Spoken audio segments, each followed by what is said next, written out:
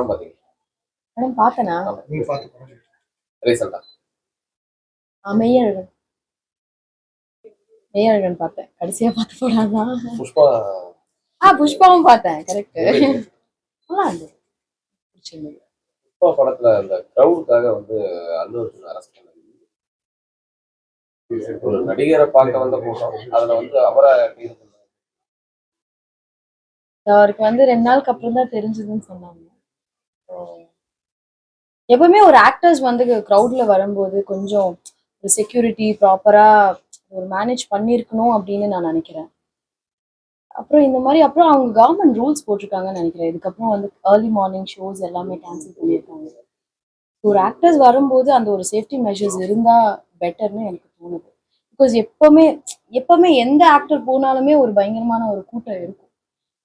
அது ஒரு ஃபேன்ஸ் ஸ்பெஷலா ஒரு பண்ணுவாங்க. அந்த மாதிரி ஒரு விஷயம் நடந்தது ரொம்ப கஷ்டமா இருந்தது. ஃபர்ஸ்ட்லயே ரொம்ப ரொம்ப கஷ்டமான ஒரு விஷயம். அது யாரை பிளேம் பண்றதுன்னு நம்ம கரெக்டா எனக்கு தெரியல. இங்க கூட நிறைய கூட்டம் எல்லாம் வருது, நிறைய நடிகர்கள் வருது, இங்க நிறைய அந்த மாதிரி பாதிப்புகள் இருக்கு. ஆனா உயிரிழப்புகள் இல்லை, நிறைய காயங்கள். ஸோ அதான் ஒரு ஒரு அன்எக்ஸ்பெக்டடான ஒரு விஷயம் தானே அது எல்லாமே. எதுவுமே வந்து இப்ப நீங்களே சொல்றீங்க, பல வருஷமா நம்மளும் பண்ணிட்டு இருக்கோம்.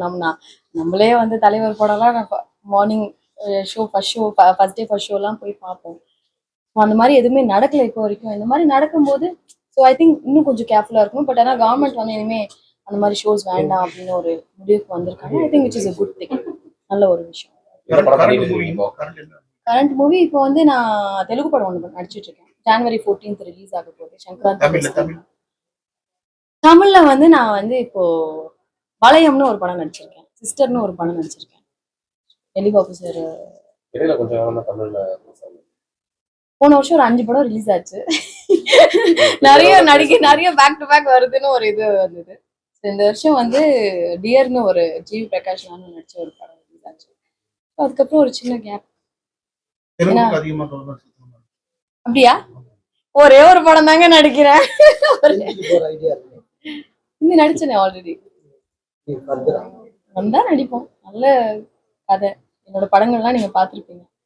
நல்ல கதையா இருந்தா. பொதுமக்கள் எந்த மாதிரி கதை இது? நல்ல கண்டென்ட் ஓரியன்டா இருக்கணும். அதே சமயத்துல ஒரு என்டர்டெயின்மெண்ட் இருக்கும். என்டர்டெயின்மெண்ட் ஐ திங்க் ரொம்ப ரொம்ப முக்கியம் நினைக்கிறேன். அப்புறம் எமோஷனல் கனெக்ட் பண்ணும்.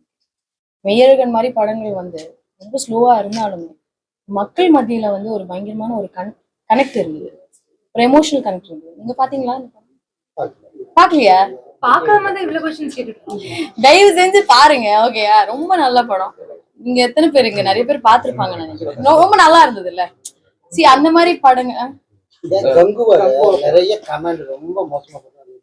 நான் ஆக்சுவலா படம் பார்க்கல சார். இன்னும் படம் பார்க்கல. பட் எங்க அம்மா பார்த்தாங்க. எங்க அம்மா பார்த்து ரொம்ப நல்லா இருக்குன்னு சொன்னாங்க. கரெக்ட். அது கொஞ்சம் குறைவா இருந்தா நல்லா இருக்கும். ஏன்னா ஒரு படம் ஒருத்தருக்கு எல்லாருக்குமே பிடிக்கணும்னு ஒரு அவசியம் இல்லை இல்லையா?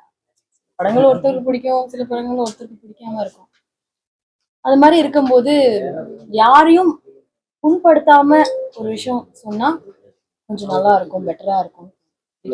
பிடிக்கலன்னு சொல்றது தப்பு இல்ல. அது ஒரு நம்ம என்ன விதத்துல சொல்றோம். இப்ப என்னவா இருந்தாலுமேங்க, இப்போ சார் நீங்க வந்து இந்த மாதிரி பேசாதீங்க, எனக்கு கொஞ்சம் பிடிக்கல, கொஞ்சம் கஷ்டமா இருக்கு அப்படின்னு சொல்ல, இப்படி பேசாதையா, சும்மா எதுக்கு இப்படி பேசிட்டு இருக்க அப்படி சொல்றதுக்கு ஒரு வித்தியாசம் இருக்குல்ல. சோ அந்த ஒரு இதுதான். இப்போ நான் கொஞ்சம் ரிக்வெஸ்டிங்கா ஒரு பேசும்போது உங்களுக்கே தோணும், ஓகே சரிங்க அப்படின்ற மாதிரி இருக்கும். நான் கொஞ்சம் கோபமா பேசினா உங்களுக்கு எப்படி இருக்கும்? நீ என்ன அப்படி பேசுற, நானும் இப்படி பேசுறேன் அப்படி இருக்கும்ல. ஸோ யாரையும் புண்படுத்தாத ஒரு விஷயத்துல வந்து நம்ம எந்த விஷயமா இருந்தாலும் சொன்னா யாரையும் ஹர்ட் பண்ணாம பிடிக்கலன்றது கண்டிப்பா சொல்லலாம். ஆனா அது சொல்ற விதம்னு ஒண்ணு இருக்கு. அவ்வளவுதான். நடிக்க ரொம்ப நாள் ஆயிடுச்சு. சொல்லுங்க நீங்க போன் பண்ணி வெற்றிமாறன் சார் கிட்டயும் சொல்லுங்க. ஏதாவது கண்டிப்பா ஒரு சான்ஸ் இருந்தா அவங்களே கூப்பிடுவாங்க. பிகாஸ் அவங்க கூட நம்ம நடிச்சிருக்கோம் இல்லையா? உங்களுக்கு தெரியும், நம்ம ஒரு 10 வருஷத்துக்கு மேல சினிமால பெரிய பட்ஜெட் ஏதாவது கமிட் ஆயிருக்கீங்களா? சொல்லிட்டேன் நான் 2 படம் பண்ணிட்டு இல்ல இருக்கேன். இவரு தனுஷ் இது பெரிய பட்ஜெட் தான். இப்ப நான் நடிச்சிட்டு இருக்கேன். தில்ராஜு சார் ப்ரொடியூசர், அனில் ராவிபுடின்னு சொல்லி ஒரு பெரிய டைரக்டர் அவரு. வெங்கடேஷ் சார், நான், மீனாட்சி சௌத்ரி.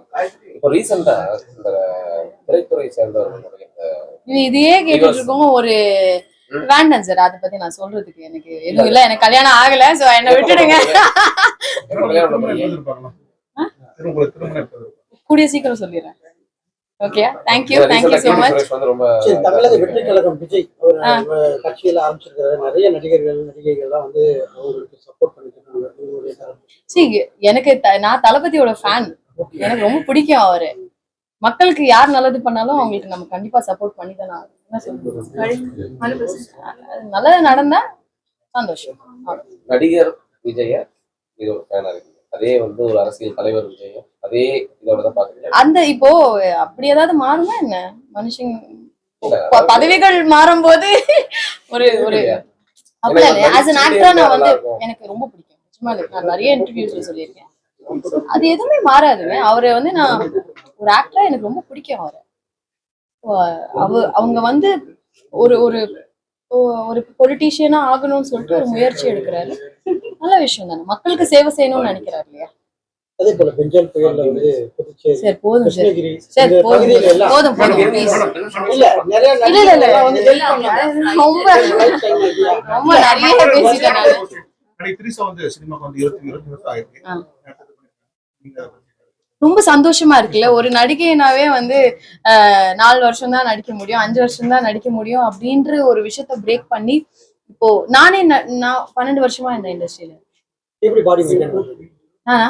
இல்ல மேடம், இடம் கொஞ்சம் வெயிட் பண்ணுங்க. இப்போ கம்மி இருக்கீங்க. அப்படியா? ஆமா. அப்படியா? எனக்கு தெரியலையே. நான் அப்படி இப்போ ஒருத்தங்கன்னா இப்போ ஒரு ஒரு ஒரு வாட்டி திடீர்னு ஒரு 2-3 கிலோ ஏறும், அதுக்கப்புறம் ஒரு 2-3 கிலோ ஏறணும், அவ்வளவுதான். அது ஒன்றும் பெருசா இது இல்லை. அது ஆக்டர்ஸ் எல்லாருமே வந்து ஒரு பேசிக்கான ஒரு விஷயம். நம்ம உடம்ப மெயின்டைன் பண்றதா இருக்கட்டும், நம்ம ஹெல்த்தியா இருக்கிறது அப்படின்றது ஆக்டர்ஸ் மட்டும் இல்ல, பொதுவாகவே எல்லாருக்குமே அது ஒரு பேசிக்கான விஷயம். அஜித் சாருடைய விடாமுயற்சி படம் வந்து யார் வந்தாலுமே வந்து கடவுளே அஜித் அப்படின்லாம் ரொம்ப எதிர்பார்த்துருக்காங்க. இல்ல, அது அவரு ஸ்டேட்மெண்ட் ஒண்ணு கொடுத்திருக்காரு. நம்ம எதுவும் சொல்ல முடியாது. இன்னைக்கு ஒரு வழி ஆக்கணும் ஐஸ்வர்யா ராஜேஷ அப்படின்னு கோயம்புத்தூர் ஒரு முடிவுதான் வந்திருக்கீங்க. கண்டிப்பா அஜித் சாரோட படம்னா எல்லாரும் எதிர்பார்ப்போம். சோ அந்த மாதிரி தான். மேடம், ஹீரோயினுக்கு முக்கியத்துவமான படங்கள் சரியா தமிழ்ல வரதுல அப்படிங்கிற மாதிரி ஃபீல் பண்றீங்களா? அப்படியேதான் அப்பெல்லாம் நான் அது ஃபீல் பண்ணேன். இல்ல உங்களுக்கு அந்த மாதிரி எப்படி எப்படி ஹீரோயினுக்கு அதிக முக்கியத்துவமான படம், கதைக்கு முக்கியத்துவமான கதைகள் மலையாள சினிமா நிறைய ஒரு ஹீரோ அப்படிங்கிறது இங்க அந்த மாதிரி வரல அப்படிங்கிற மாதிரி. மேபி இப்ப கொஞ்சம் கொஞ்சமா வந்துட்டு இருக்கு. இன்னும் ஃபுல் ஃபிளெஜ்ஜா வரலன்னு தான் நான் நினைக்கிறேன். இன்னும் கொஞ்சம் நிறைய நல்ல கதாபாத்திரங்கள் எழுதலாம் பெரிய பெரிய படத்துல எல்லாம். But okay, I think it's changing. முன்னாடி இருந்ததுக்கு இப்போ எவ்வளவோ பரவாயில்ல. ஓகே, வடசென்னை பார்ட் 2 எடுக்கறாங்க மேடம். வடசென்னை பார்ட் 2 எடுக்கறாங்களா? நீங்க மனசு கூட வாய்ப்பு எடுக்கறாங்களா? பண்ணாருன்னா நான் கண்டிப்பா. பத்மா எப்படி புரியலையே? பத்மா இல்ல வடசென்னை கிடையாது அப்படி நான் சொல்லல. கூப்பிட்டாங்கன்னா போய் நடிப்பேன், அவ்வளவுதான். Okay, thank you so much. ஒரு ஒரு மாதிரி ஒரு ப்ரிப்பரேஷன் பண்ணிட்டு வந்திருக்கீங்க நீங்க. நான் எதுவுமே ப்ரிப்பேர் பண்ணல. நான் பதில் சொன்னேன் இல்லையா?